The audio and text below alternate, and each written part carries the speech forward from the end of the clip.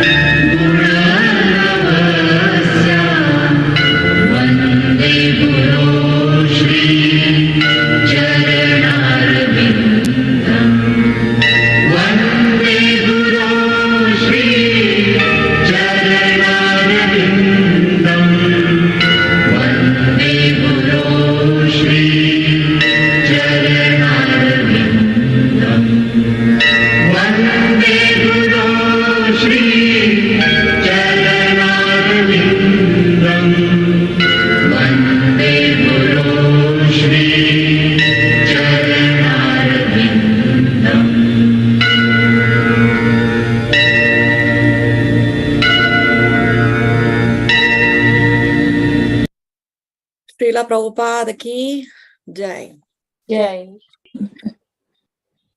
Om Agyana Timirandasya Jnananjana Shalakaya Chakshurun Militam Yena Tasmai Shri Gurave Namaha. Nama Om Vishnu Padaya Krishna Prestaya Bhutale Srimate Bhaktivedanta Swamin Iti Namine. Namaste Saraswate Deve Gauravani Pracharine Nirvishesha Shunyavadi Paschatya Deshatarine.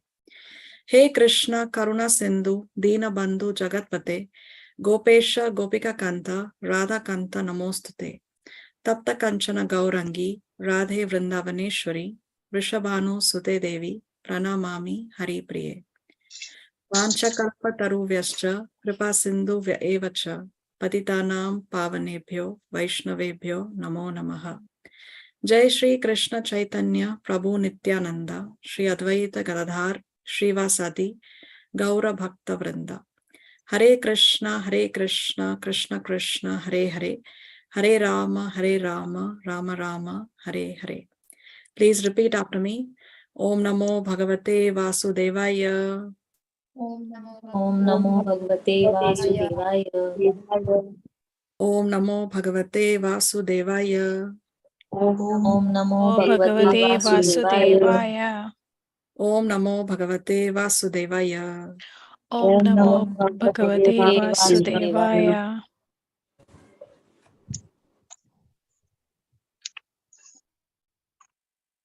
Okay, so we welcome all of you to our weekly classes. We have with us here Divya, Aja, Ayush, Disha Milwani, Kalpana, Anjali, Khushbu, Lal Milwani, Lavina, Venkatchari. Then we have Neeta, Pavani, Ranjit Das,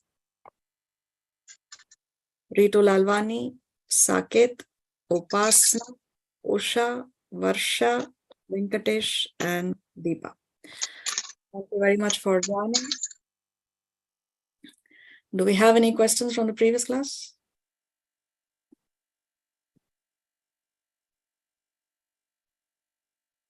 So we know what's the format. If there are no questions from your side, then there are questions from my side. I have one question. Yes. What is samsara? Samsara means the cycle of birth and death. Okay. So come and go, again we come and go, again we come and go. So this cycle continues until we surrender to Guru and Krishna. Okay. Okay. Any other questions?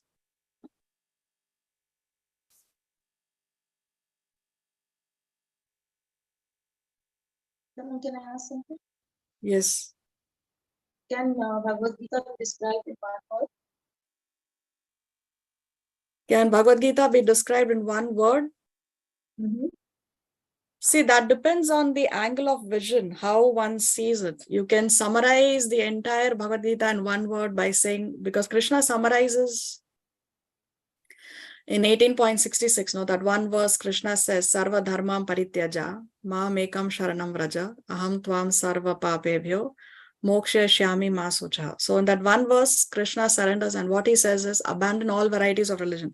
So throughout the Gita, Krishna is talking about different yoga systems. No, he talks about karma yoga, jnana yoga, dhyana yoga, bhakti yoga. After teaching all the yoga systems, then ultimately he tells Arjuna, just forget about everything else. Just forget it. Abandon everything, abandon all varieties of religion, just surrender unto me. So that one word surrender, that summarizes everything that Krishna wants to say. Just surrender, and then everything else will be taken care of. We don't have to worry about anything else. So if you have to say one word Krishna wants you to do, just surrender to him. That's all. But again, on the other, from another angle of vision, Krishna, why does he take the pain to explain all these different yoga systems? If he just wants us to surrender, he could have just said surrender and that's it, right? But he does explain all the yoga systems in detail again, because we have our free will. So Krishna is not forcing the decision upon us. He is giving us information and he says, okay, now these are the different systems. These are the pros and cons. Now you take a decision. What is it that you want to do, right? So we have our free will. So just like how when we go to a mall, we know that the exit is, the closest exit to our house is a particular exit, right? But then in the mall, it's indicated you have the emergency exit is this side, the lift is this side, the staircase is this side, the moving stairs are that side. So there are so many ways to go from one level to another level in the mall. You have the moving staircase, you have the stationary staircase, you also have the lift. So although we know that the fastest way to go up is to take the lift, but then the other options are also available to us in the mall. So like that, all this other information is available to us. So Krishna says, you make your choice. And the knowledge of the Bhagavad Gita is so deep that we spend an entire lifetime or several lifetimes also trying to understand it. We will not be able to fully understand it unless we surrender. The more we surrender, the more the knowledge is revealed to us. Srila Prabhupada's spiritual master, Srila Bhakti Siddhanta Saraswati Thakur, he once gave a lecture on the first shloka of the first chapter of the Bhagavad Gita for one whole month. Every single day of the month, he spoke on the same shloka, and never once did he repeat a point in any of the classes. So you can imagine how deep this knowledge is. And of course, it can go on and on. So the knowledge is so deep that you can never understand even after you read and reread it on one side. And on the other side, if you ultimately want to know what Krishna desires that you do, is just one word, surrender. So it depends on what angle of vision you're looking at it from. Okay. Okay. Do we have any other questions?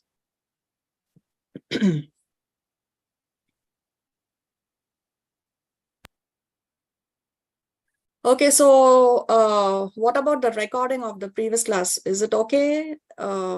It's too confusing. Were you able to understand? Because I watched the recording. Yes, there is a pause in the video at some stages, but whatever I have spoken is there in the video. It's not got cut. So I hope that there is no inconvenience for you from your side. Anybody wants to speak about it? No, it is It's okay? perfect for me at least. It's perfect. Okay, so we don't have to redo the thing, right? No, Mataji, it was perfect. Everything was audible. Okay, thank you.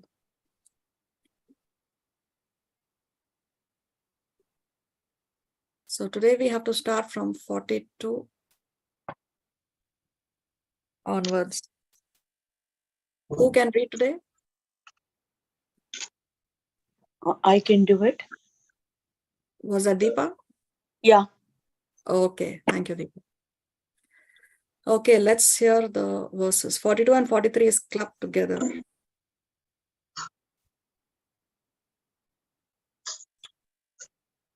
यामिमां पुष्पितां वाचं प्रवदन्त्यविपश्चितः वेदवादरताः पार्थ नान्यदस्तीति वादिनः कामात्मानः स्वर्गपरां जन्मकर्मफलप्रदां क्रियाविशेषबहुलां भोगैश्वर्यगतिं प्रति. Translation. Men of small knowledge are very much attached to the flowery words of the Vedas, which recommend various fruitive activities for elevation to heavenly planets, resultant good birth, power, and so forth. Being desirous of sense gratification, opulent life, they say that there is nothing more than this. Okay, so do you remember the yoga ladder that we discussed in the previous class? We saw Karma Kanda, then we saw Sakama Karma Yoga, and we saw Nishkama Karma Yoga. Can anybody quickly describe what is Karma Kanda?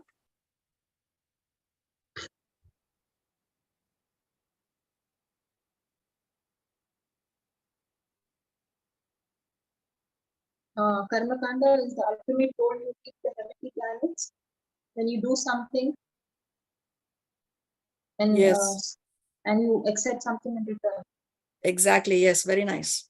So Karma Kanda means when we do religious practices, but we expect something in return. So we call it as material religiosity. It is not done out of love for the Lord. It is done because I want something in return. So that is Karma Kanda. Higher than Karma Kanda is on the yoga ladder we saw. What's that? Yoga. Karma Yoga is divided into two. What are they? Sakarma Yoga and Nishkarma Karma Yoga. Yeah, Sakama Karma Yoga and Nishkama Karma Yoga. Sakama Karma Yoga means? In Sakarma Karma Yoga, you have material desires in your mind and you are attached to the fruits of the work. Yeah, you're attached to the fruits. And the Sakama, work itself. right? And Yes. the work itself. And the work itself, yes. So you're attached to the fruits of the work and you're attached to the work itself. Sakama, with the kama. So still you have attachment to the fruits. But also there is yoga. Yoga, the word yoga means there is some desire to serve the Lord. There is some level, some love for the Lord. So that is called Sakama Karma Yoga. Then higher than that is Nishkama Karma Yoga. Nishkama. So what is that? Nishkama Karma Yoga. Here you are attached to the work, but not to the fruits. Yes, you are attached to the work itself, but you're not attached to the fruits of the work. So I want to serve the Lord. I have no desire to get something from the Lord in return, right? I'm not attached to the fruits of the service that I'm doing, but I want to serve the Lord in a particular way only. So I'm attached to the work itself. I'm attached to this key. I want this seva only. My seva should not be taken by somebody else. So I want to be always in charge of receiving my guru at the airport. I don't want to give that seva to somebody else. So I want to serve, but I want to serve in a particular way. I'm attached to the work itself. That is Nishkama Karma Yoga. So here now in 42-43, what do you think Krishna is talking about? Here he's talking about Karma Kanda, or he's talking about Sakama or Nishkama Karma Yoga. What is he talking about?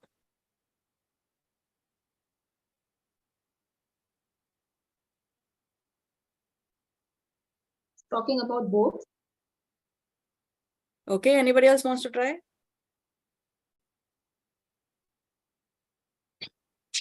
Nishkama. Nishkama. Anybody else wants to try?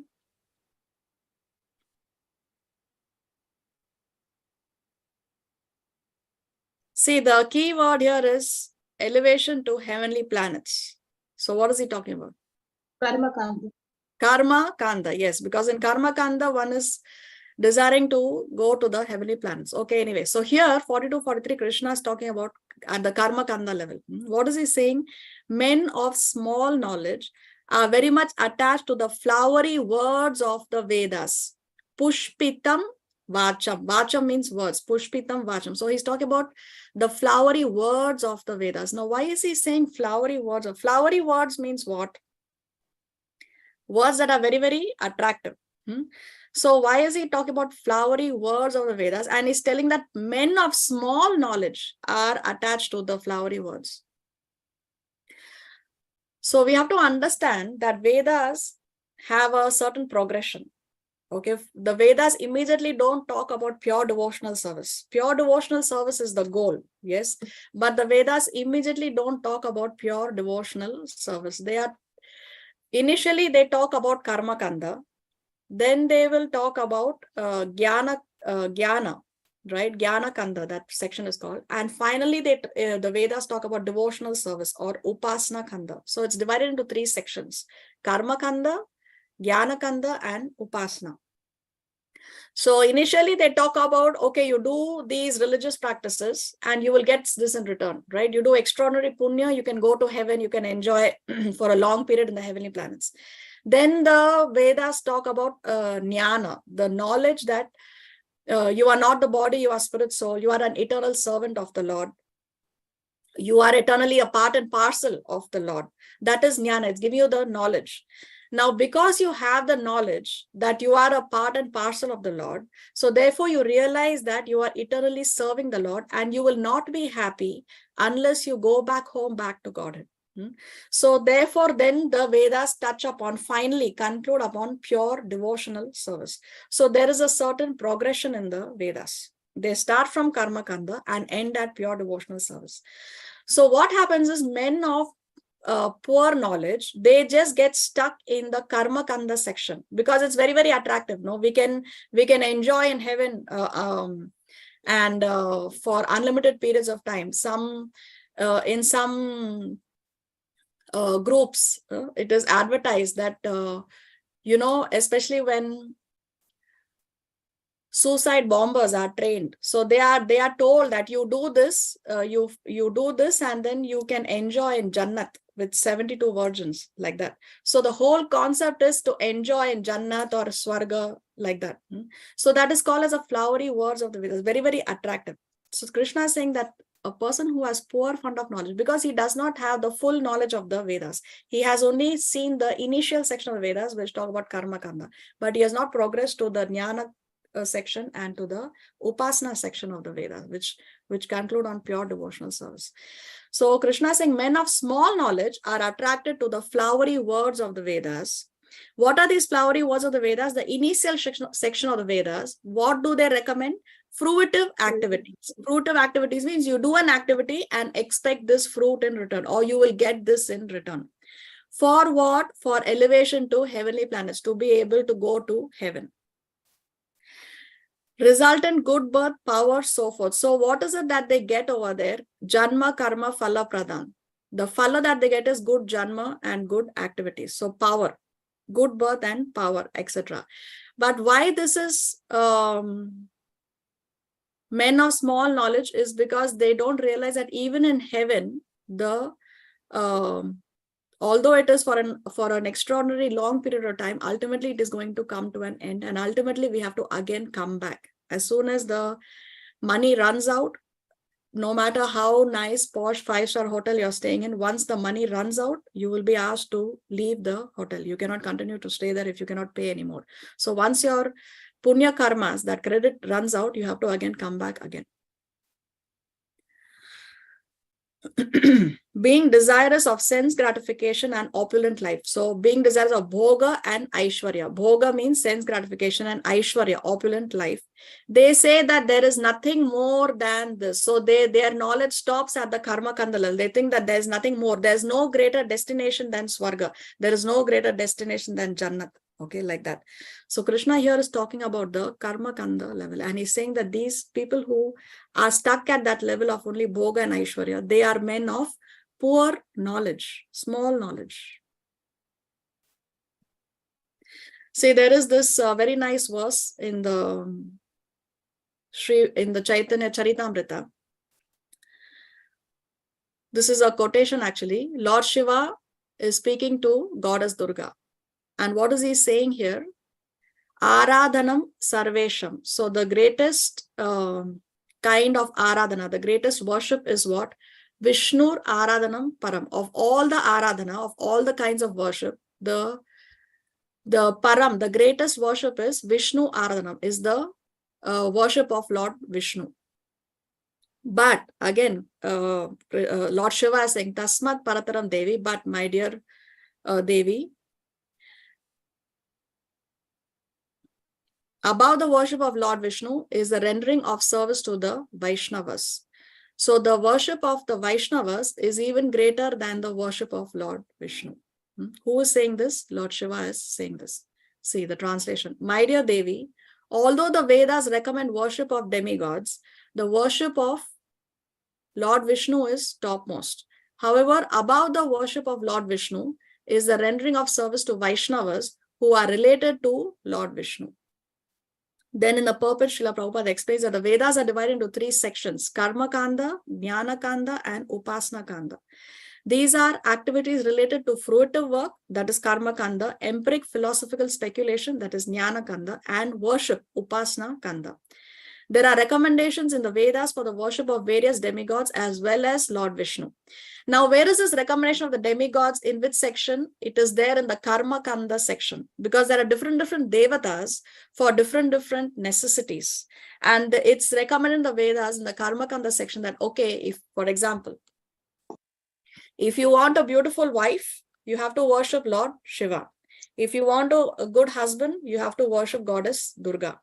Right? If you want good health, then you worship Surya Dev. So like that, for different, if you want wealth, you go to Goddess Lakshmi. If you want knowledge, you go to Goddess Saraswati. So there are different demigods in charge of different departments. And therefore, this Karma Kanda section deals about worshipping the different devatas for all these different material desires. Okay, but then Lord Shiva is saying that beyond the worship of the devatas is the worship of Lord Vishnu, and higher than worship of Lord Vishnu is worship of the Vaishnavas, the devotees of the Lord. Why are the devotees of the Lord even more worshipable than Lord Vishnu himself? Because they are very close to Krishna. They are very close to Krishna. They are very, very dear to Lord Krishna. So when we worship the devotee of the Lord is automatically pleased. See, sometimes people come up with this, that, oh, why to worship the Guru? Guru also is a human being. But we cannot place all the human beings in the same category. You know, those who are devotees of the Lord, those who are pure devotees of the Lord, you cannot compare him saying that he's a human being and some other person who's living a sinful life into meat eating, intoxication, illicit sex, and gambling. Are you going to put both of them at the same level? You cannot put both of them at the same level just because both are human beings. Even materially, no. Can you put a beggar on the street and the prime minister of the country at the same level because both are human beings? If a beggar comes to your door, you will give the beggar something to eat and probably send him away. But if the prime minister of the country comes to your house, are you going to do the same thing? Just give him something to eat and send him away? No, definitely you're going to be more respectful, isn't it? Receive him in a different way. So just because both are human beings, externally speaking, both are not at the same level. So the devotees of the Lord, although externally they are human beings, but they are very dear to Krishna. So they are worshipable. We should not say that, oh, the Guru is just a human being. Why to worship a human being? No, you cannot place. Even people come up with, okay, all these Shastras are composed by Vyasadeva. Vyasadeva also is a human being only. No, he is not God. So you cannot say that, because a pure devotee like Vyasadeva, he is empowered by the Lord himself to compose. It's not easy to compose all the Vedic literature. It cannot be done by any ordinary human being. I mean, something that Vyasadeva did, because he's a human being, we think it's written by a human being only. No. But then can we do it? We are also human beings. So are we at the same level of Vyasadeva? Can we do it? No, we cannot do it, because we are not empowered by the Lord. So Vyasadeva was empowered, given the potency to do an impossible task by the Lord himself. That's why Vyasadeva is called as a Shaktavesha avatar. Shaktavesha avatar means empowered incarnation. Okay. And why the Lord empowers his pure devotees, why the Lord empowered Vyasadeva, is because he's a pure devotee. So we cannot place all human beings at the same level and say that, oh, he's just a human being, so we should not worship him. No. Why do we worship Hanuman? Hanuman is a devotee. He's a pure devotee of Lord Ram. Who is God? God is Lord Ramachandra, is the Supreme Personality of Godhead. But we worship Hanuman also because he's a pure devotee. Can we say that why to worship Hanuman? He's only a monkey. Can we say that? No, we worship Hanuman because he's a pure devotee of the Lord. Okay, so here so much about, anyway, I put this here to explain about the three sections, Karma Kanda, Jnana Kanda, and Upasana Kanda. So Karma Kanda is what Krishna is referring to here as the flowery words of the Vedas. See this progression in Vedic literature. Karma Kanda is on the negative axis because here it is still only at the material level. Jnana Kanda, you can say, is at the zero axis because it's giving you knowledge. It's neither plus nor minus because here we have knowledge. There is jnana, but now we also have to apply the knowledge. Application of the knowledge also is important once we get the knowledge. So therefore, then once you have the knowledge that we are not the body, we are spirit soul, and that we are eternal servants of the Lord. We are eternal parts and parcel of Lord. Then we go to the positive axis. So bhakti or Upasana Kanda is in the positive axis. So there is a progression in the Vedic literature.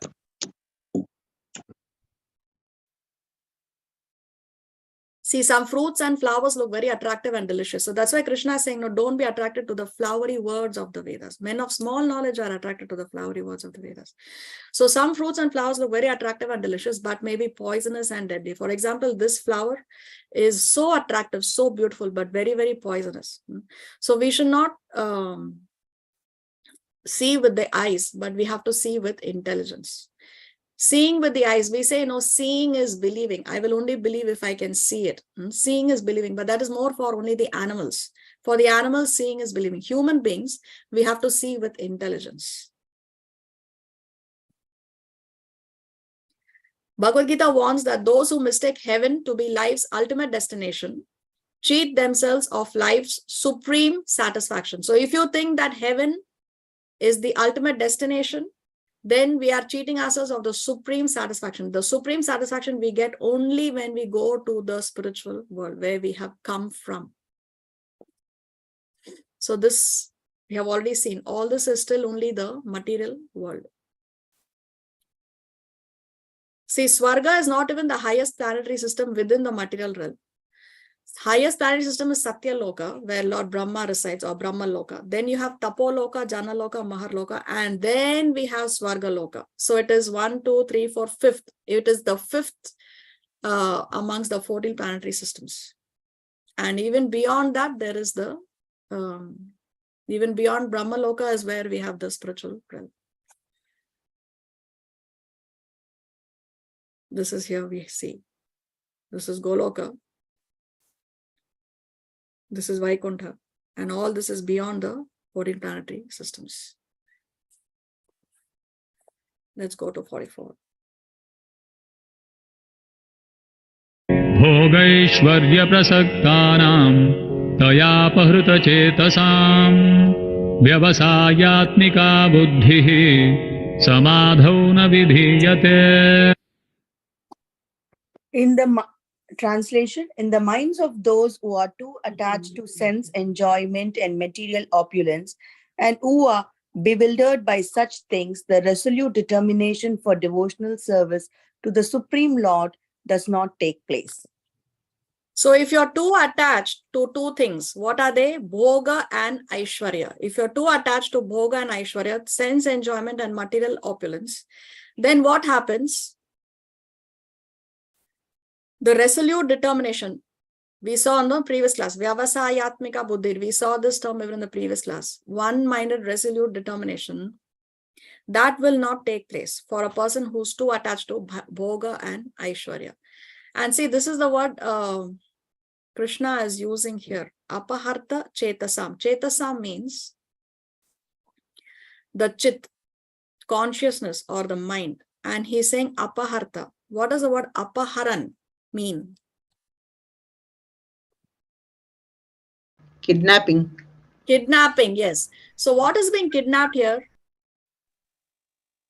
Our mind. The mind, Chetasam. So he's using, Krishna saying the word Apaharta Chetasam. The mind is getting kidnapped.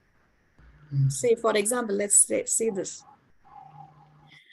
Now, let's say a schoolgirl is going to school and on the way she is kidnapped. Now, she belongs to a very, very opulent family. The richest, her father is the richest man in town. So this kidnapper calls the father and asks for a ransom. He says, okay, I want so much money. The father immediately says, all right, no problem. I will pay you whatever I want, whatever you want. I want my daughter back. So he pays the ransom, and now the schoolgirl is set free. Now, is the kidnapper going to behave himself? What is the kidnapper going to think? The kidnapper will think, this was easy money. I kidnapped her. Very quickly, the father gave me the money and I became a rich man. So he will be tempted to do it again. Isn't it? Let me kidnap the girl again. Definitely is going to happen. So he will come, he will kidnap the girl again. And then if the father again pays the money, the kidnapping again will continue, isn't it? So but now if the father decides to employ two very strong bodyguards who are accompanying the girl always to school and back and wherever she goes, now this is going to deter the kidnapper from kidnapping her again. Yes. So like that, this abducted child is the mind. And the mind is being kidnapped by the lust and greed of the living entity. Bhoga and Aishwarya, we saw, no? So Bhoga and Aishwarya kidnaps our mind, our desire to enjoy our senses and to have some opulence, that is being kidnapped. That is kidnapping our mind. Now, what is the ransom? Is the indulgence. If we give the mind that which the mind wants, if we give the kidnapper that which the kidnapper wants. For example, my mind says, okay, let's take this example. Now, the whole world is after, Srila Prabhupada explained, no, that the whole world is after fulfilling lusty desires, right?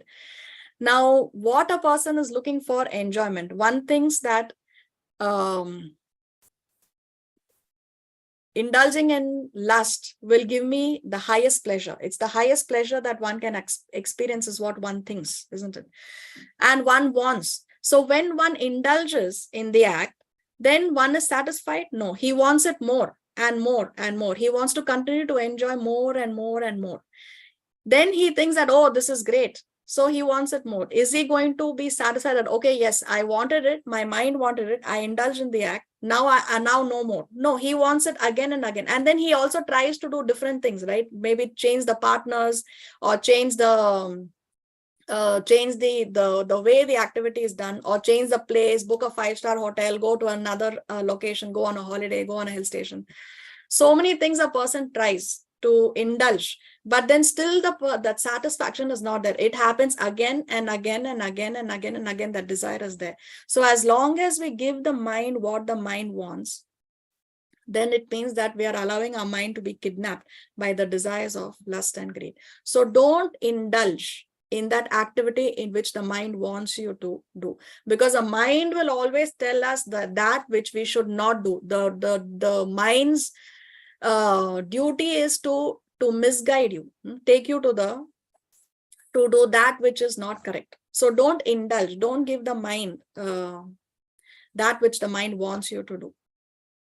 So what are these two bodyguards that the father has to employ so that the girl is not kidnapped? Is complete absorption in Krishna. If we absorb our mind and says in Krishna conscious activities, then we will not be, then there will be no space. There will be no space for unnecessary activities. There will be no space for distractions.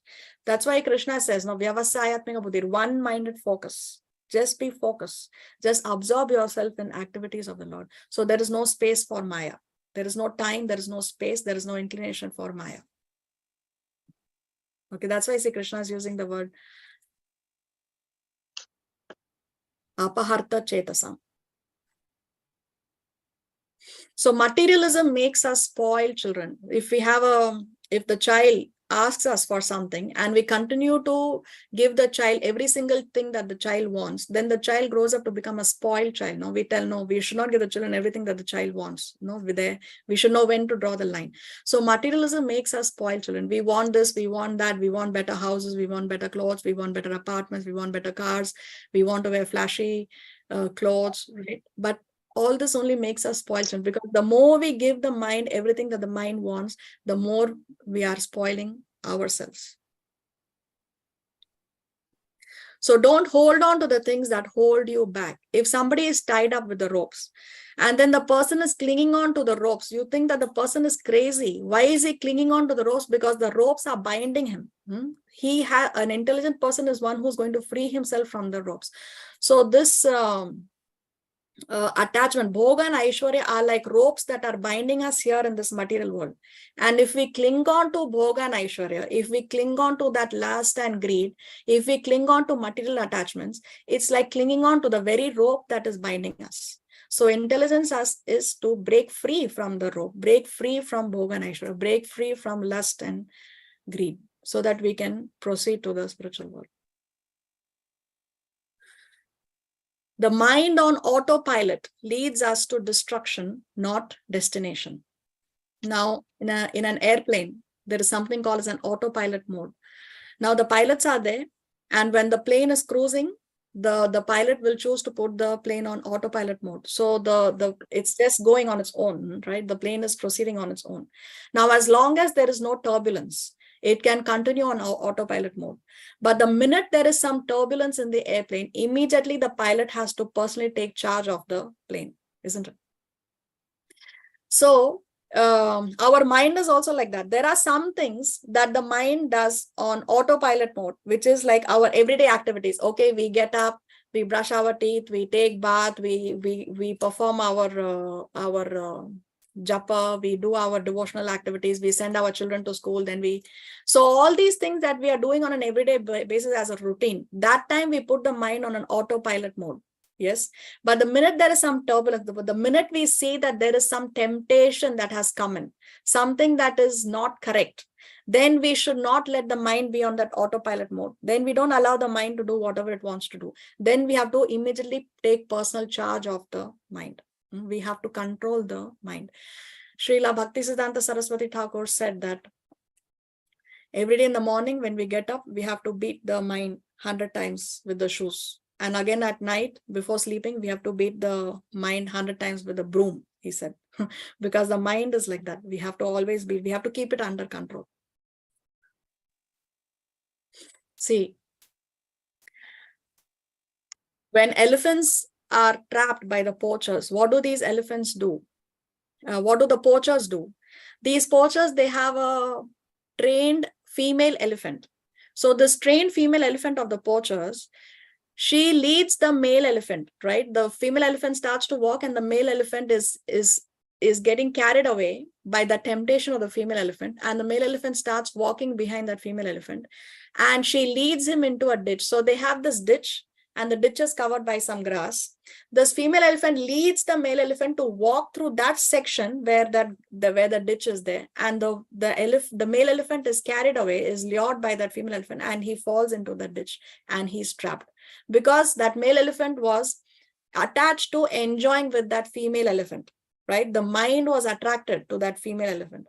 So therefore now he is trapped. Same thing happens to us. Our mind is trapped by all these distractions, and we get trapped in this material world.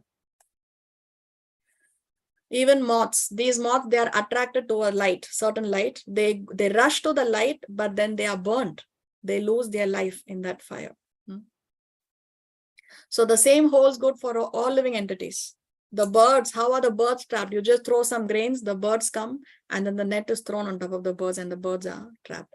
The mouse also, you keep some cheese, some food article, then the mouse is trapped in that trap. Fishes are also trapped in the hook. They place some food, the fish come, they are attracted to satisfying their sense of taste. They get there, and then they are trapped in the hook, and then they are caught. Who is this on the screen? On the extreme right. Can you identify the two personalities? Vishwamitra and Menaka. Yes.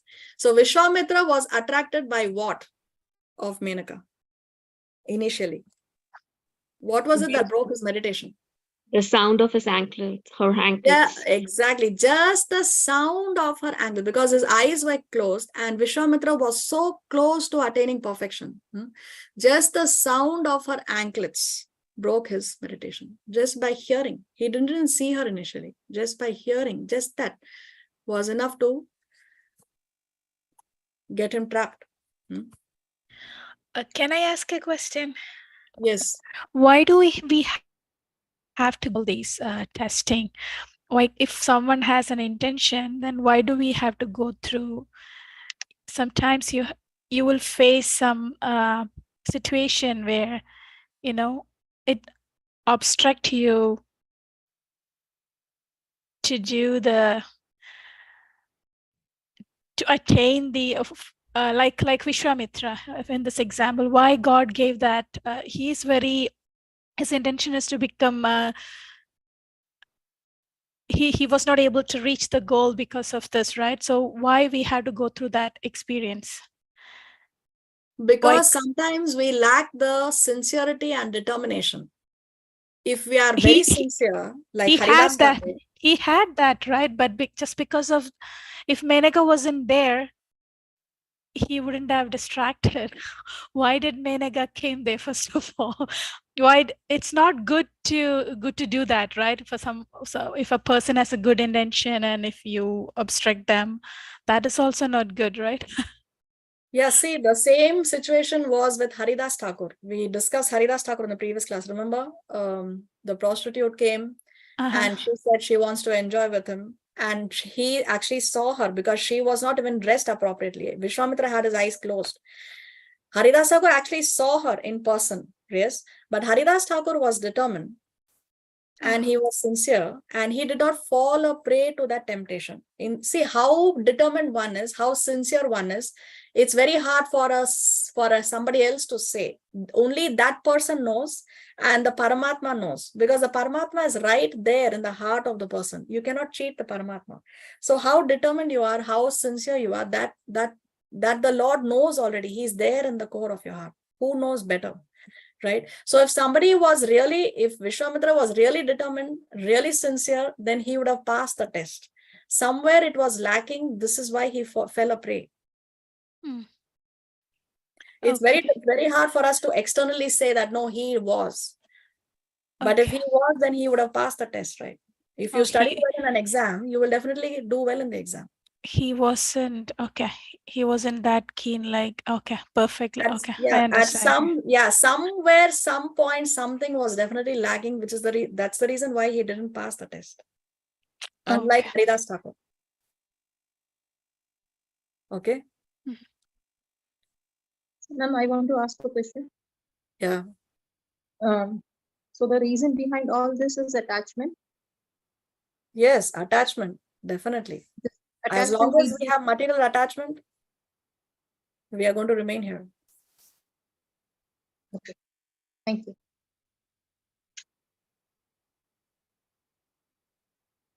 So material attachments are both binding and blinding. They bind us here and they also blind us. We fail to see what is right and what is wrong. We fail to see that we are actually being bound. How much do I have to lose before I lose my blindness? This is a question that we have to ask our own self. This is something that we have to analyze for ourselves. See, Dhritarashtra was blind, physically blind, but he was also spiritually blind. He failed to see reason. He was so attached to his son, Duryodhan, right from his birth. Actually, when Duryodhan was born itself, Vidura told Dhritarashtra, you please abandon this son of yours. Otherwise, he will cause a destruction of the entire family. But Dhritarashtra was so attached to his son that he refused to pay heed to what Vidura said. And ultimately, because of his attachment to that one son, he had to lose 100 of his sons.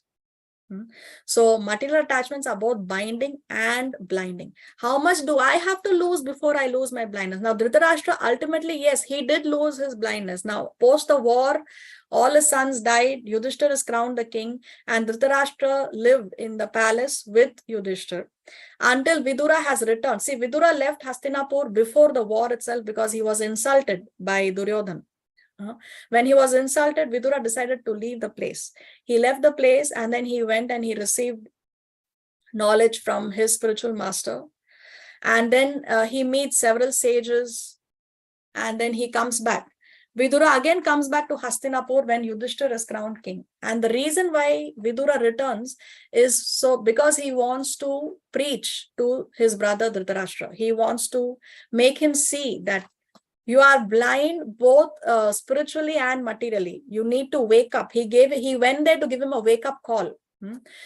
To come out of his attachment. He was so attached that still he was continuing to live in that palace. So Vidura goes to Dhritarashtra and then he preaches to him, and then Dhritarashtra decides to leave the palace. He leaves the palace, he goes to the forest, and then he engages in meditation, and ultimately he realizes the Lord. His body bursts into flames. Dhritarashtra, because of the tapasya he did, his body then burst into flames, and Gandhari entered into that fire and she performed sati.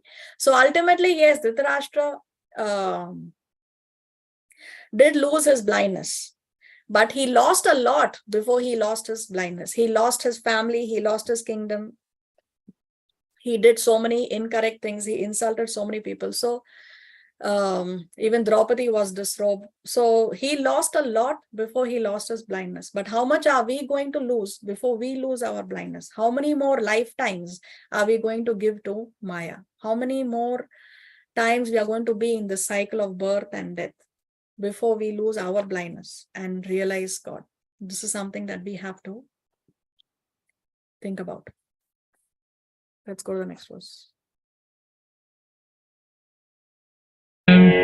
त्रैगुण्य विषया वेदा निस्त्रैगुण्यो भवार्जुन निर्द्वन्द्वो नित्यसत्त्वस्थो निर्योगक्षेम आत्मवान्. Translation: The Vedas deal mainly with the subject of the three modes of material nature. O Arjuna, become transcendental to these three modes. Be free from all dualities and from all anxieties for gain and safety, and be established in the self. For the first time, Krishna in the Bhagavad Gita talks about the modes of material nature. What are the modes of material nature? There are three modes of material nature. Traigunya, Vishaya Veda. In the Vedas, there are Traigunya, three gunas are spoken about. The three gunas are Sattva Guna, Rajoguna, and Tamoguna. The mode of goodness, the mode of passion, and the mode of ignorance. First time Krishna is bringing up this topic here. So there are three modes. What are the modes? Modes are actually subtle forces that bind us to the material world. Subtle forces. Mode of goodness, mode of passion, and mode of ignorance. We'll talk about this in detail. So anyway, Krishna is saying that although Traigunya Vishaya, the Vedas deal with these three modes of material nature, still Arjuna, he's saying, oh, Arjuna, Nishtrai Gunya, you be transcendental to the three modes of material nature. You have to go beyond the three modes, even beyond the mode of goodness. What is beyond? Lowest is mode of ignorance, higher than that is mode of passion, higher than that is mode of goodness. Higher than mode of goodness is transcendental mode of goodness. Shuddha Sattva stage it is called. Okay, so Tamoguna, then above that is Rajoguna, above that is Sattva Guna. Above Sattva Guna is the Shuddha Sattva stage. Shuddha Sattva stage. So Krishna is saying, Arjuna, that you have to go beyond the three modes, or you have to attain the transcendental stage, or you have to attain the Shuddha Sattva stage.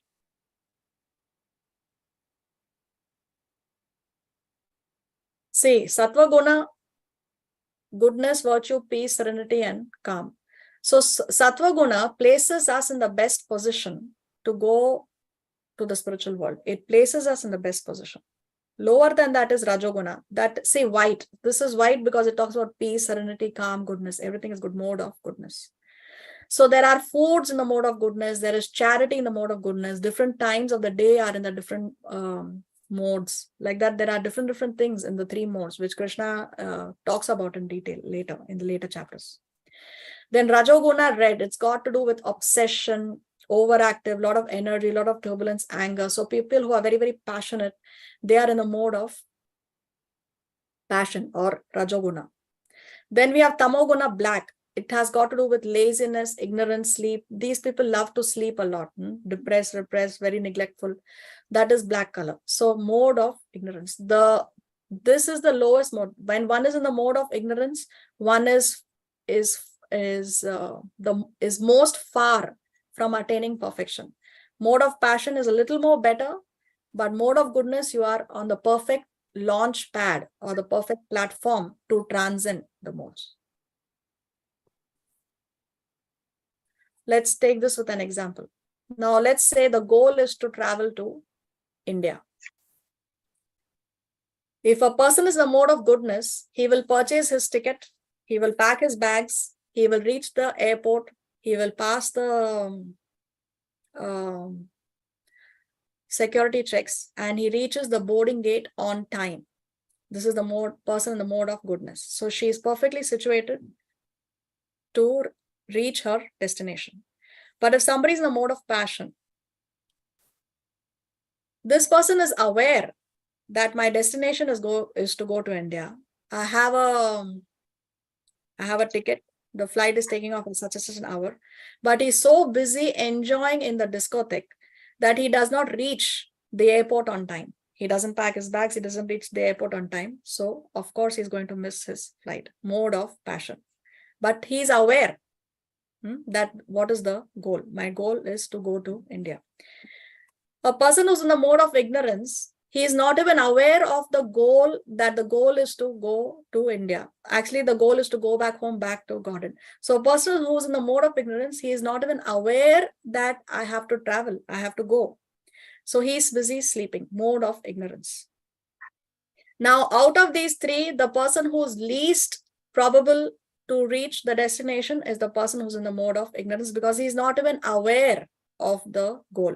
But the person who's there at the boarding gate is aware and is there at the right time, at the right place at the right time. So therefore she is best situated to take the flight. But if this person who's in the mode of goodness, although is there at the boarding gate, fails to board the flight, then is she going to reach the destination? Will she reach the destination if she does not take the flight? No, she can't reach. She cannot reach the destination, isn't it? So all the three are equally far away from their destination. Yes or no? If she doesn't take the flight. Yeah, geographically speaking, they are all in, although she's at the airport, but geographically speaking, they are all as far away from the goal as anybody else on your screen. Yes. So it's very important to even go beyond the mode of goodness. It's important to board the flight. Boarding the flight is what is the Shuddha Sattva stage. Okay. So once you board the flight, then you have transcended the three modes of material nature. Then you have gone beyond the material realm. In the 14 planetary systems, those in the higher planetary systems are in the mode of goodness. So they are close to attaining perfection. So it's important to board the flight. The flight takes off and then you reach your destination. So this is the Shuddha Sattva stage. So Krishna is telling Arjuna that you have to go beyond the three modes. Now, God forbid. Of course, now to reach your destination, one very important factor is you have to have an authorized pilot who's going to ride the plane.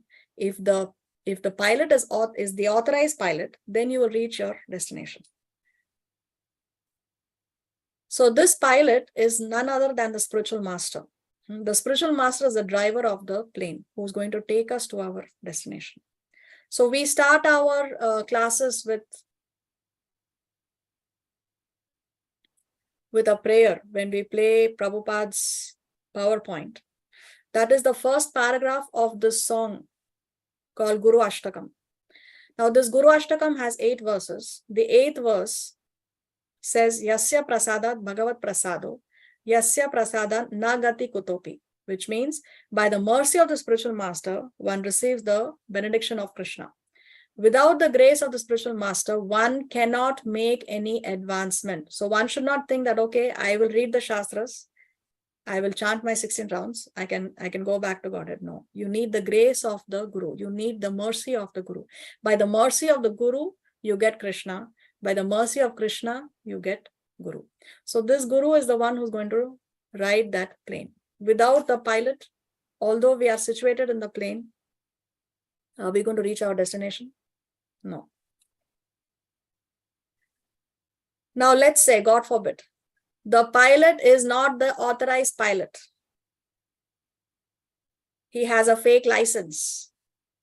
Then what is going to happen? You don't know what destination he's going to take you to. Then destruction. Then gone. You're fried. So if we accept a bogus guru, a person who's not authorized, who's not bona fide, then such a person will go to hell. And along with him, he'll take all his followers also to hell. Because he's the driver of the plane. Unfortunately, now we see so many so-called gurus. Now what? They are languishing in jails, in the prison houses. They are caught in this scam, that scam, then they go to jail. So all the people who follow them, when they took initiation from such bogus people, they thought that they are very safe, very happy. Oh, I have a guru. It's become nowadays like a fashion to say, that I have a guru. But it's important to have a bona fide guru. Because if one has a bogus guru, then the destination is where the guru goes, he also takes his disciples. So if the guru is going to hell, then all his followers also go to hell. So we don't want to have gurus who are engaging in sinful activities. We don't want a guru who's performing some magic tricks. There are many people, they may have some mystic powers. See, when one does tapasya, one can develop some mystic powers. Like, one can walk on water. Before you would see yogis. Nowadays, people don't have so much capability, but still there are a few people who still have such capacities of walking on water or doing some kind of magic tricks. But that doesn't mean that a person is a bona fide spiritual master. Just because one is performing a magic trick, just because one is dressed in saffron clothes, just because one is dressed like a devotee, or just because one is spending time in a temple, it doesn't mean that a person is a pure devotee. So we don't want such gurus.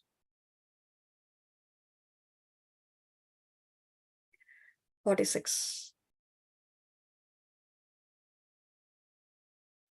यावादर्थ उदपाने सर्वतः सम्प्लुतोदके तावान् सर्वेषु वेदेषु ब्राह्मणस्य विजानतः कर्मण्येवाधिक.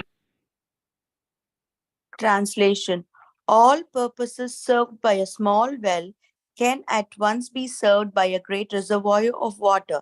Similarly, all the purposes of the Vedas can be served to one who knows the purpose behind them.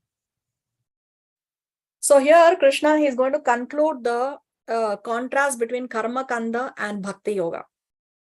What is Krishna saying? All purposes served by a small well can be at once served by a great reservoir of water. See, previously, there were different wells for different activities. Like if one has to wash the clothes, they would draw water from a particular well. So water from this well is for washing the clothes.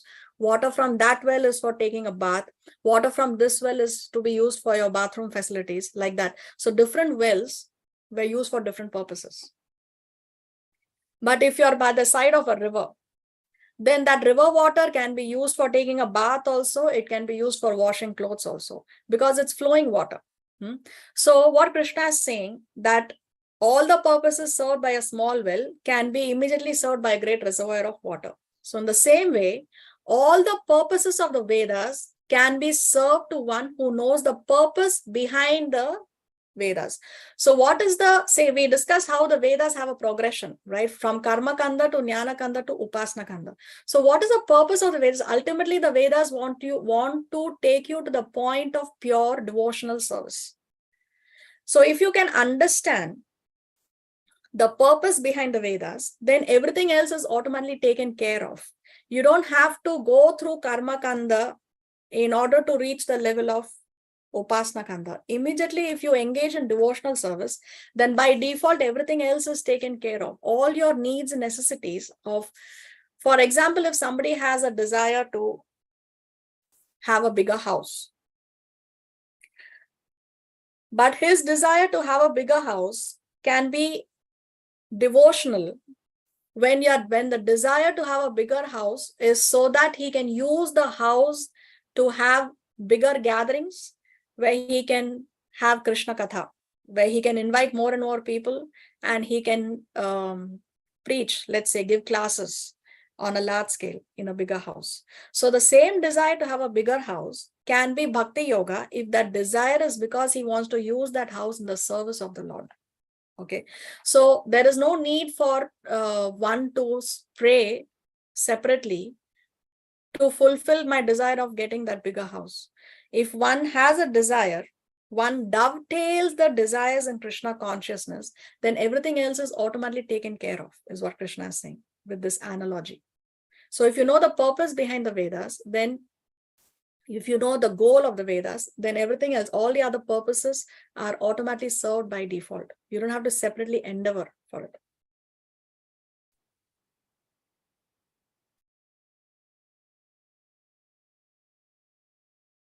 Let me go a little back because मा कर्मफलहेतुर्भुः येषु वेदेषु ब्राह्मणस्य विजानतः now the shloka says, कर्मण्येवाधिकारस्ते मा फलेषु कदाचन मा कर्मफलहेतुर्भुः मा ते सङ्गोऽस्त्वकर्मणि. Translation: You have a right to perform your prescribed duty, but you are not entitled to the fruits of action. Never consider yourself the cause of the results of your activities, and never be attached to not doing your duty. so till the previous verse, up to 46, Krishna was talking about the superiority of karma yoga over karma kanda. Okay, so this section is what we have just concluded with the previous verse, where Krishna spoke about the superiority of karma yoga over karma kanda. Now in this verse 47, this verse is the most quoted verse. Almost every Indian, if not every Indian, knows this verse, actually, this shloka. Very, very famous, very, very popular verse. But it is also the most misunderstood verse. So let's see what Krishna is trying to say.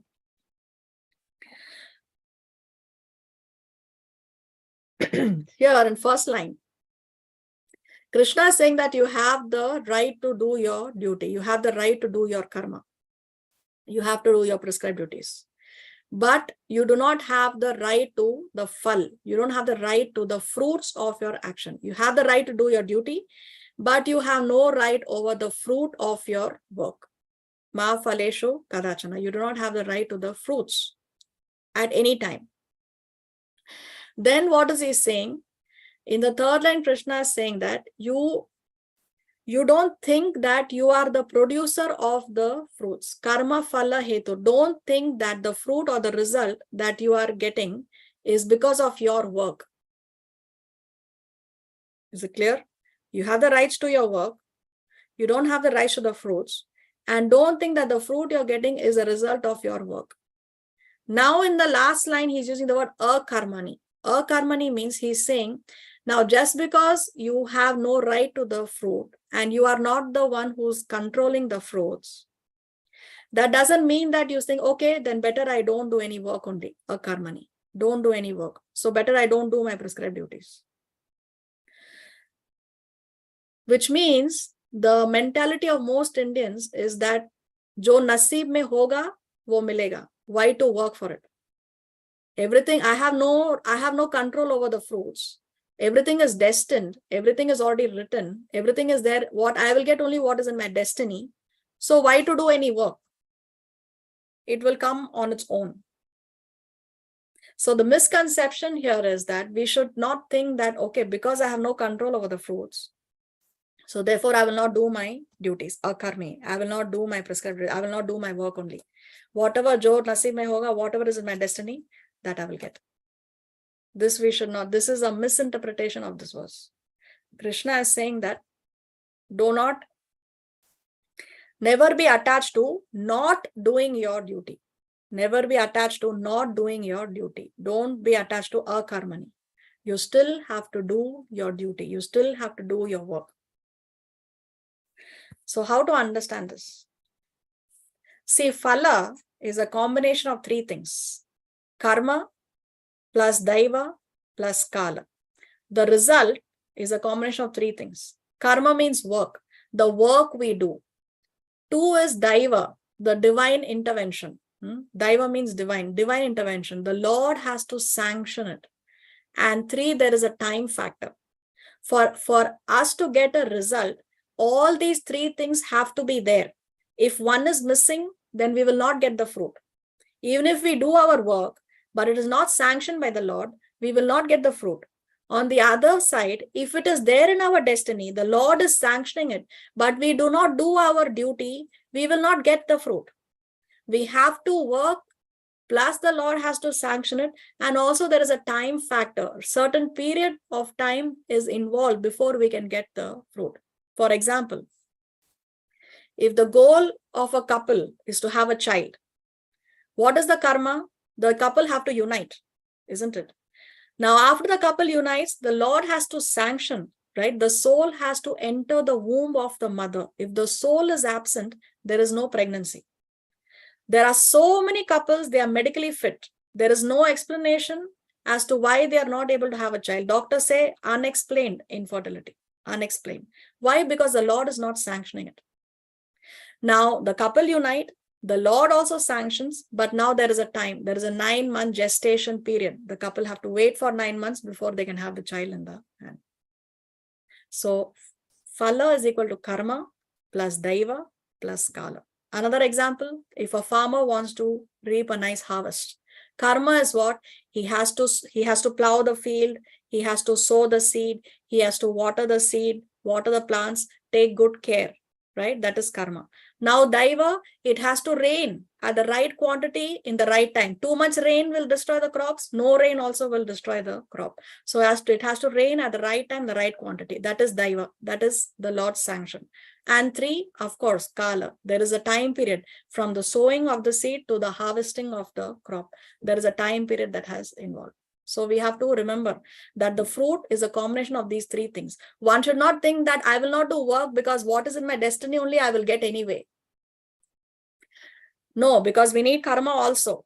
And on the other hand, we should not think that I will work hard. I'm a self-made man. I am the controller. If I do this, I will definitely get it. No, because the Lord may decide not to sanction it. Yes. So we need all 3 things to get any fruit.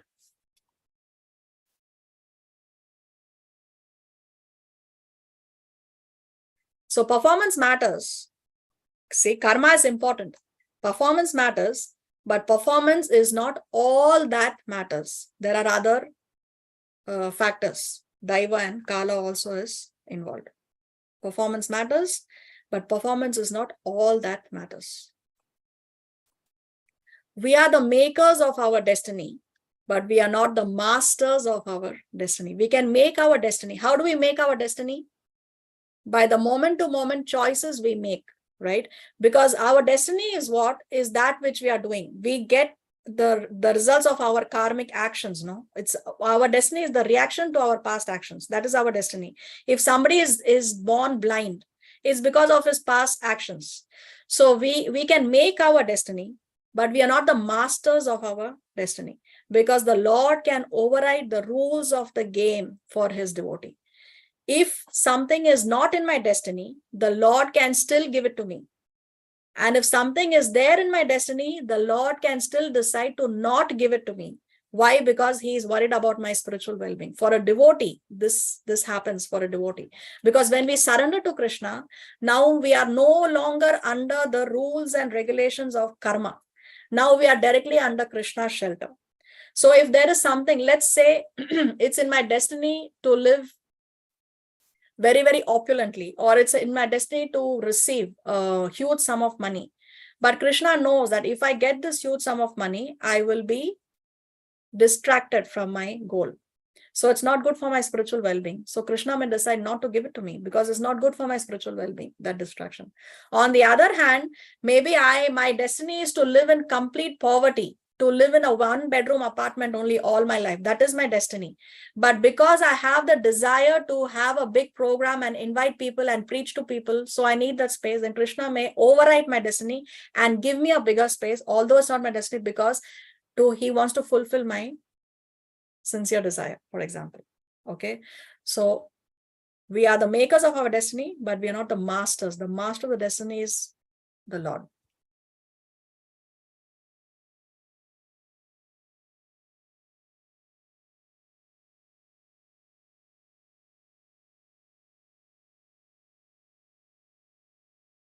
So if we are detached from results, what will motivate us to work? One may say that if we are detached from results, then there is no motivation. I need some motivation for me to carry on working. So then we have to understand that Krishna is telling us to be detached from the results, but he's not telling us to be detached from the goals. We can set goals and work towards the goal. But if we are attached to the fruits, then we get distracted. So we have to set goals. Just like how in the Mahabharata, Arjuna had set the goal that he wants to kill Jayadratha before sunset. He set the goal, right?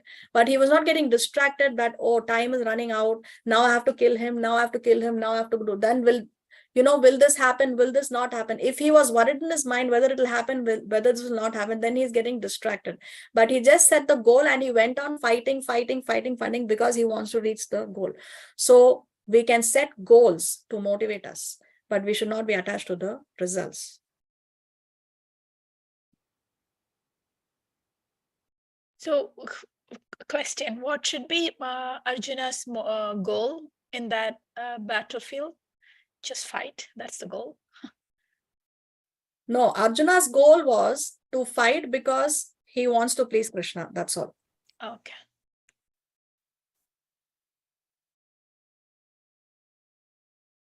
.48.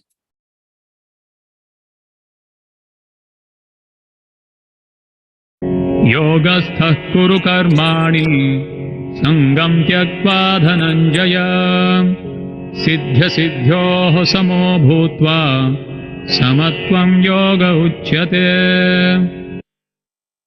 Translation. Perform your duty equipoised, O Arjuna, abandoning all attachment to success or failure. Such equanimity is called yoga. See, the word yoga means union, unite with God, to unite with God. So Krishna is saying that you do your duty equipoised, which means you don't get attached to success or failure. There are two, they are both distractions. If we are too excited when we have success, then that's also a distraction from our goal. And if there is a failure and we are too dejected over the failure, that is also a distraction.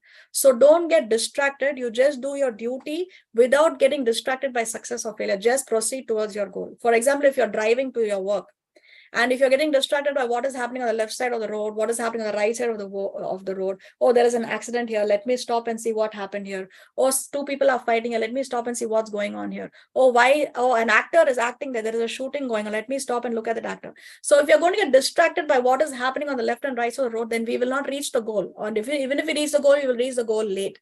So Krishna is saying, don't get attached to success or failure. Don't get distracted by all these things. You just perform your duty. Such equanimity is called yoga. So that is called that you are focused on that. We saw vyavasayatmika buddhi. Be focused, one-minded determination. Focus that is called yoga. That yes, my goal is I want to be with the Lord.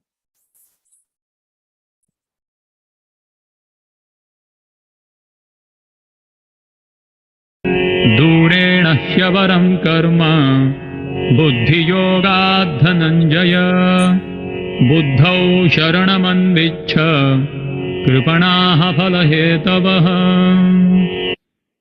Translation. O Dhananjaya, keep all abominable activities for distant but devotional services, and in that consciousness surrender unto the Lord. Those who want to enjoy the fruits for their work are misers. So we use this, Krishna has been using this word buddhi yoga. No? Buddhi yoga we discuss is is none other than bhakti yoga. Buddhi yoga is bhakti yoga. So what is Krishna saying here? Durena. Durena means keep it far away. Dur rakho usko. Keep it far. Keep it at a long distance. What we have to keep at a long distance? Avaram karma. Avaram karma means that karma which we should not do, which means sinful activities, abominable activities. So keep all these abominable activities far away from you. And what to do? Buddhi yoga. Engage in buddhi yoga or Dhananjaya. Dhananjaya is the name of Arjuna. Buddhau sharanam. Take the shelter of your buddhi, of your intelligence. Use your intelligence. Krishna is telling Arjuna, use your intelligence, engage in buddhi yoga, engage in bhakti yoga, keep all these abominable activities far away from you. Then Krishna using the word kripana. Kripana means miser. A miser is a person who does not know how to use his assets properly. Like we say, no, if somebody is very rich, but he does not know how to use the wealth that he has, he still wants to act like a miser, act like a beggar, although he's very, very rich. So that person is called a kripana. Kripana is one who does not know how to use his assets. So a kripana here in this context is one who does not know how to use the asset of this human body that we have. This human body, as we discussed previously, this human body is a great asset which we have to use to realize God. But we don't use this asset to realize God. We are using it for sense gratification, bhoga and aishwarya. No? We are using it for all the fulfilling our material desires. So that's why Krishna, then such people are kripanas, because we do not know how to use this asset of the human body. So Krishna is saying that they are all kripanas, those who desire the fruit of the work. So those who desire the fruits of the work are misers. Phala hetava, those are desiring the fruits, the phala, they are kripanas, Krishna is saying.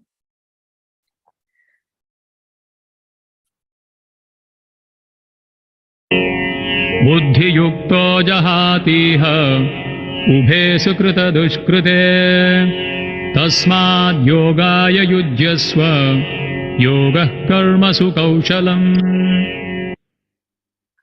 Translation: A man engaged in devotional services rids himself of both good and bad reactions even in this life. Therefore, strive for yoga, which is the art of all work. So Krishna is saying that devotional service is beyond good and bad reactions. It is beyond good karma and bad karma. Good karma will take you to heaven. Bad karma will take you to hell. But devotional service will help you transcend even the higher planetary systems in the 14 planetary systems and will help you transcend, go beyond. So to transcend the mode of goodness and go to the Shuddha Sattva stage or go to the transcendental mode of goodness stage, we need devotional service. So bhakti is beyond good and bad karma. So again, the same picture which we've seen a million times. Let's go to 51. कर्मजं बुद्धियुक्ता हि फलं त्यक्त्वा मनीषिणः जन्मबन्धविनिर्मुक्ताः पदं गच्छन्त्यनामयम्. Translation: By thus engaging in devotional service to the Lord, great sages or devotees free themselves from the results of work in the material world. In this way, they become free from the cycle of birth and death and attain the state beyond all miseries by going back to Godhead. See, previously Krishna was telling Arjuna about Karma Kanda, heavenly planets. Your destination is heavenly planets, right? Now he's talking about a destination beyond heavenly planets. We have discussed it about going beyond, but Krishna here for the first time, he talks about a destination beyond the material world. So what is he saying? By engaging in devotional service to the Lord, great sages or devotees free themselves from the results of work in the material world. Janma bandha vinirmuktaha. We become free from the results. We become free from the results of work in the material world. How?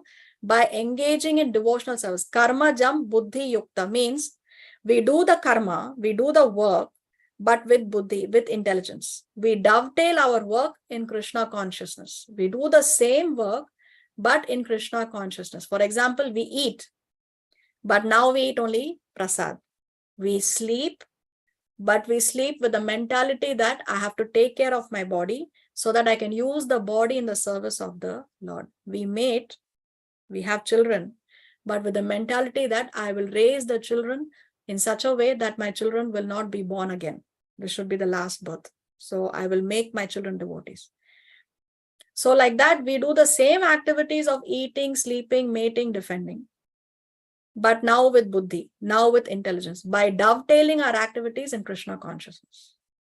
So when we dovetail our activities in Krishna consciousness, then Janma Bandha Vinirmukta, we will be free from the results of the work. Here Krishna uses the word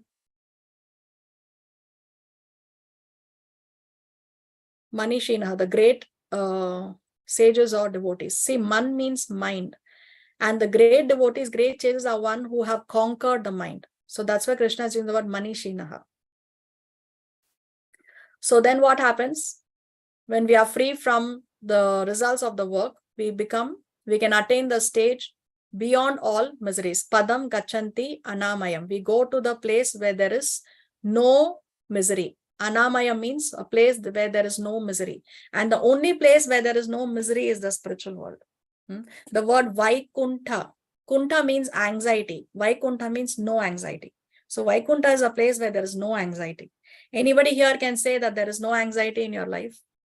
Nobody can say that. If anybody says that there is no anxiety, the person is lying, because it's not possible to have no anxiety in the material world. The nature of the material world means there is anxiety. So if you want to go to a place where there is no anxiety, then you have to head to the spiritual world. So that's what Krishna is saying, that he's using the word Anamayam, a place without miseries. Then one can attain that stage beyond all miseries. That means going back home, back to Godhead. Let's go to 52. यदा ते मोहकलिलं बुद्धिर्व्यतितरिष्यति तदा गन्तासि निर्वेदं श्रोतव्यस्य श्रुतस्य च. Translation. When your intelligence has passed out of the dense forest of delusion, you shall become indifferent to all that has been heard and all that is to be heard. So again, Krishna is saying that you don't get caught up in the karma kanda.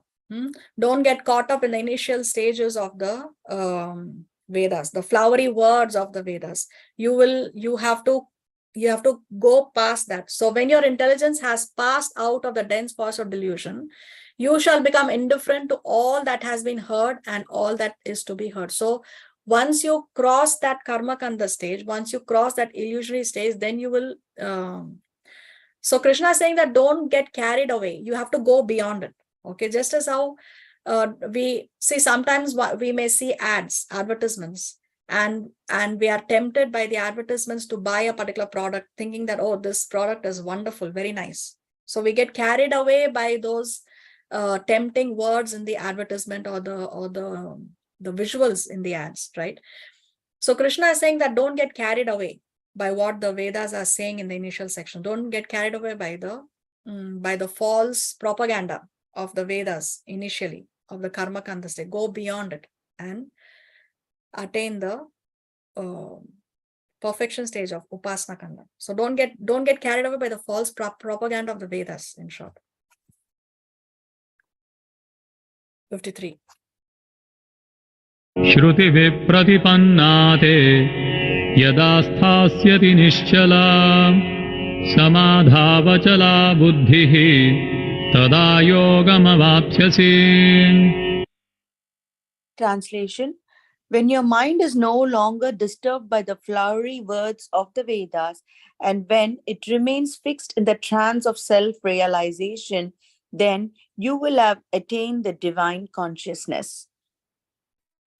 So here Krishna is concluding this section. We conclude section 4 with this last verse for the day. Krishna is saying that when your mind is no longer disturbed by the flowery language of the Vedas, and when it remains fixed in the trance of self-realization, which means, see, just as how a boat in the water, if it's not anchored, then the boat can go anywhere, right? But when we anchor the boat, then the boat is not going to be wavering here and there. So in the same way, the mind also has to be anchored. Don't let the mind get carried away by the flowery words of the Vedas. He's saying, anchor your mind, anchor the boat of Krishna consciousness. So like that, when it remains fixed up, when your mind is fixed up, then you will attain divine consciousness. Then you will attain Brahman, Paramatma, or Bhagavan realization. We saw how the Lord can be realized in 3 features, right? Brahman, Paramatma, and Bhagavan. Brahman realization is that you realize God is a light. Beyond Brahman realization is a Paramatma realization, where you realize God as the Paramatma, as a person who's residing in the core of the heart of every living entity, who's there in your heart. And Bhagavan feature is when you realize the God as a person. So when you fix up your mind, when your mind is not distracted by the flowery words of the Vedas, then you can attain either Brahman, Paramatma, or Bhagavan realization. So with this, we come to the end of today's class and this section.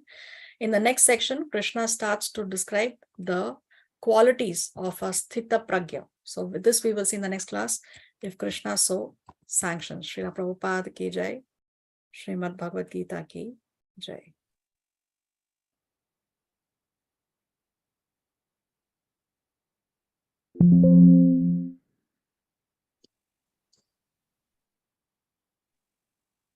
Thank you, Mataji. Thank you. Thank you all for attending. Thank you. Thank you, Mataji. Hare Krishna. Koti Koti Dandavat Pranam. Srila Prabhupada, Srila Gurudev ki jai, Gopinath ki jai. Thank you, Mataji. Koti Koti Dandavat Pranam to you for your sincere seva. Thank you. Hare Hare Krishna. Krishna Mataji, Dhamma Pranam. Thank you so much. Gita ki jai. Hare Krishna Mataji, Dhamma. Thank you, Hare Mataji. Krishna. Hare Krishna. Hare Krishna. Thank you. Hare Krishna. Thank you. Okay. Thank you, Mataji. You explained really very well. Thank you so much. Thank you for your Thank assistance. you, madam. Thank you very much. Okay, do we have any questions? Mataji, can you put the link once again, like for where we can, when we go to take the test? The test? Okay, I will put up the next week I will put up chapter 2 on the website formatives, and then I will share the link as well. Again. Okay, thank you. Okay. So what, you all are missing the exams already? Yeah. Everything. Yeah, chapter 2 is lengthy, long chapter. Yeah. But yeah, next week I will put it up and we will have 3 weeks to submit. Okay. Anything else we need to discuss? No.